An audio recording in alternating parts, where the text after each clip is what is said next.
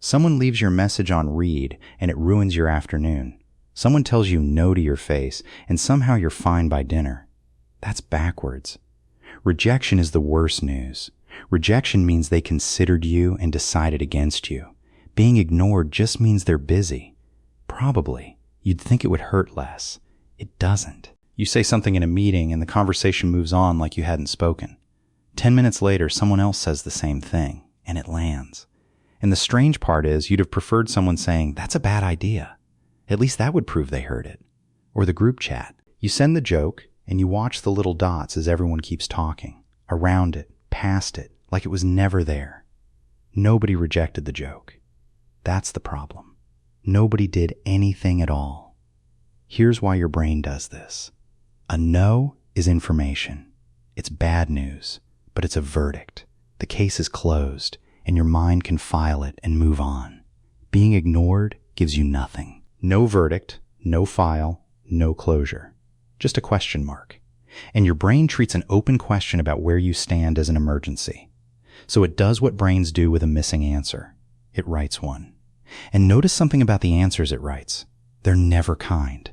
Nobody stares at a read receipt and concludes, "They're probably just tired." You conclude you were boring. You conclude you're too much. You conclude, quietly, that you never mattered as much as you thought. Rejection is one bad sentence, written by someone else. Being ignored is a blank page, and you're the one who fills it. You will always fill it with something worse than the truth.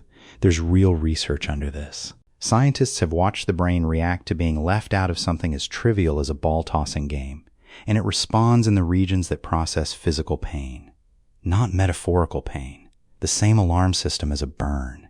And here's the detail that should stop you. It fires even when the people ignoring you are people you don't like, even when their opinion, by any logic, should mean nothing. Which means this was never really about the message, or the meeting, or the joke. Rejection says, "We see you," and we're saying no. Being ignored says, "There's nothing here to say no to." One is an insult. The other is an erasure. And apparently, somewhere deep in the machinery, you would rather be insulted than erased. Think about what that implies. Some part of you needs other people to confirm you're there, needs a witness, and it needs this so badly it will accept a no as proof of existence.